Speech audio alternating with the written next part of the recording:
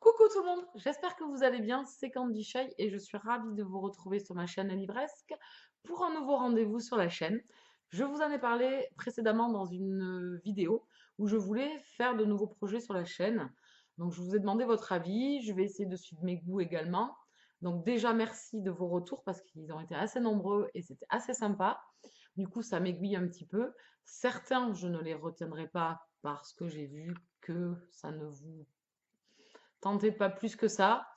Et surtout, moi non plus, en réfléchissant, ça me faisait voilà, rabâcher des choses qui étaient déjà dites. Donc voilà, concept que je vais laisser au placard.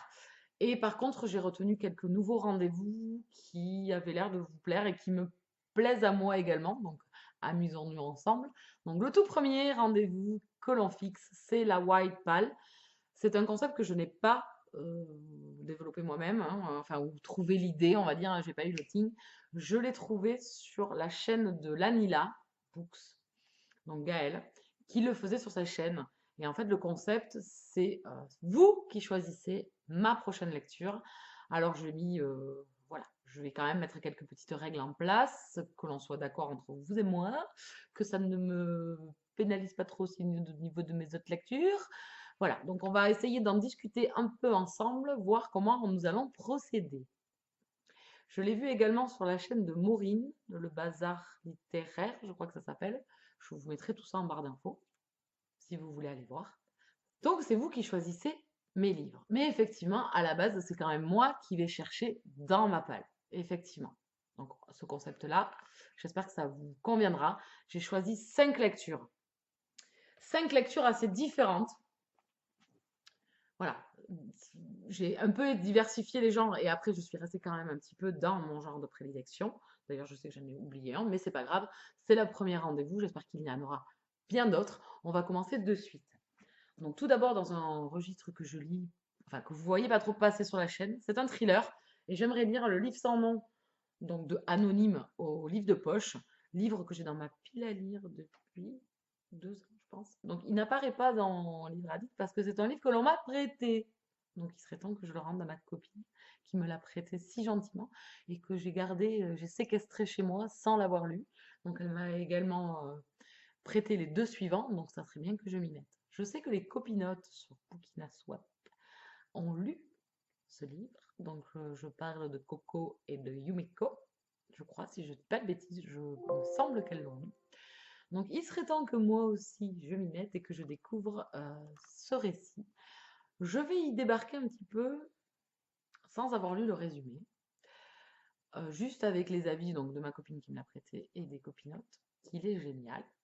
Voilà, et je veux garder le suspense. Donc, je sais que ça parle du Bourbon Kid et il me tarde de rentrer dans cette lecture, dans sa livre. Et donc, il serait temps que je le rende à ma pote, quoi. Donc, voilà. Donc, je l'ai mis dans la liste. C'est pas forcément lui que vous allez voter, mais je vous le présente.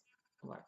Donc, le livre sans nom. Donc, je voudrais lire 1000 femmes blanches de Jim Fergus aux éditions Pocket, livre que j'avais récupéré lors d'une séparation d'une personne qui voulait plus ses livres. Donc, c'était dans un carton et j'ai demandé, elle voulait les amener à la bibliothèque. Je lui ai dit, est-ce que je peux jeter un œil avant que vous les mettiez à la bibliothèque. Donc du coup, j'ai pioché et j'ai récupéré plein de bouquins que je n'ai toujours pas lus. Donc celui-là me fait très envie puisque Jim Fergus, j'en ai beaucoup entendu parler. Les avis sur Livratic sont très bons. Donc ici, alors je vais vous donner des résumés assez courts. Donc à part le Bourbon Kid, puisque là, je veux garder le suspense, mais là, je sais à peu près de quoi on parle. Ce sera des résumés assez courts. Donc au moins, ça vous permettra de voter un petit peu suivant ce que moi, je vous en aurais dit.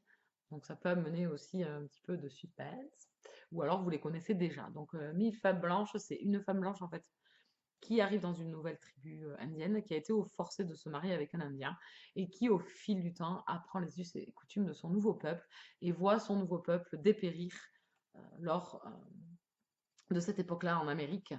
Donc au 19e siècle. Très très hâte de voir dans les yeux de cette femme-là la vision qu'elle a de ce peuple, de son nouveau peuple d'adoption, voir vraiment ce que cela donne. Donc 1000 femmes blanches, donc là on n'est plus dans un roman historique. Et donc à vous de voter. Et là je reviens un peu plus sur mon style, et je connais déjà les histoires puisque j'ai lu les tomes précédents. Je vous présente 3 sagas. Donc le tout premier c'est Les Seigneurs de l'Ombre. Donc ici c'est le tome 9, La Passion captive de Jenna Showalter aux éditions Harlequin collection nocturne. Ici, on est avec des seigneurs qui ont ouvert la boîte de Pandore et tous les maux de la terre se sont répandus. Et ils habitent dans leur chair, dans leur corps et dans leur âme ces fléaux. Donc chaque seigneur a un fléau enfermé en lui. Donc ici, nous avons dans le tome 9 Luxure. Donc c'est Paris et c'est un de mes personnages préférés de la saga. J'avais hâte de lire ce roman-là et puis du coup il traîne dans la palle, surtout que Paris c'était le personnage que j'adorais dans la saga. Donc j'étais un peu les boules quand même. Mais bon, donc je vous laisse voter. Donc les boîtes de Pandore, c'est le concept des romances paranormales où nous avons dans chaque tome des couples différents. Donc ici la mythologie donc sur les fléaux, sur ces seigneurs-là qui doivent jongler un petit peu avec l'Olympe et le désir des dieux et qui ont chacun une romance qui se profile à l'horizon, des difficultés, une intrigue donc toujours mise en place, et donc cette mythologie qui est assez intéressante sur ces seigneurs, sur les fléaux, sur la guerre entre ces seigneurs-là et les humains qui veulent se débarrasser d'eux, puisque certains sont au courant de la légende et veulent se débarrasser d'eux, et les dieux de l'Olympe qui leur mettent toujours des bâtons dans les roues. Voilà, donc c'est hyper sympa, c'est une saga que j'affectionne tout particulièrement. Mais voilà, trop de sagas tue les sagas comme d'habitude, donc il serait temps que je reprenne un petit peu la saga. Vu que j'ai vu que Simi en a parlé récemment dans son dernier book haul, ou dans son dernier pal d'automne, je crois plutôt, pardon, et également Benjamin en a parlé. Donc je me suis dit, ah tiens, moi aussi j'en ai un dans ma pile à lire, il serait temps que je le sorte. Voilà. Donc Les Seigneurs de l'Ombre, le tome 9. Donc ensuite, je vous propose également une suite de sagas. On est avec Ange déchu, le tome 2, Addiction de J.R. War aux éditions Milady Collection Beatlit. Pareil, saga qui traîne dans ma palle depuis je ne sais pas combien de temps. J'avais beaucoup aimé le tome 1. Il y avait quelques longueurs, mais j'avais pas mal adoré. C'est surtout que J.R. War, en fait, a fait un petit dérivé. Enfin, non, du tout. J'allais dire une connerie. Pardon, une bêtise. Elle a écrit La confrérie de la Dague Noire et pour lancer cette nouvelle saga, en fait, le lieu est le même. Donc on est à Caldwell. Voilà, je vais y arriver, c'est mieux. Donc du coup, j'avais trop hâte de lire cette saga-là. Surtout qu'on retrouvait pour faire le petit pont entre ces deux sagas, on retrouvait un des personnages que l'on a dans la confrérie de la Dague Noire. Donc j'avais très hâte de le découvrir ce petit bout, puisqu'on le voit à peine, hein, on le voit un petit peu, mais c'est pas non plus le personnage principal. Donc ici, on est entre le bien et le mal. Qui va triompher, puisqu'on est dans les 7 péchés capitaux. Dans le tome 1, on suivait donc un couple, Jim, je crois que c'était Jim, voilà, Jim, ouais, j'ai quand même un bon souvenir. Jim était là pour les aider et faire que le mal ne l'emporte pas, mais le mal n'a pas dit son dernier mot, bien évidemment, puisque en fait, il gagne le bien, mais bon. Enfin, il y a toujours des quiproquos, c'est tu gagnes, mais tu gagnes pas tout, quoi. C'est pas tu es champion à 100%, voilà. Et j'adore le concept qu'a créé l'auteur, voilà, sur les 7 péchés capitaux, sur ses personnages, sur Jim, sur les personnages secondaires qui l'accompagnent, qui sont assez loufoques, je trouve. Donc c'est assez sympa. Ce tome 2 est dans ma palle depuis je ne sais pas combien de temps. Donc trop longtemps, depuis une éternité, donc je pense depuis bien 2 ans.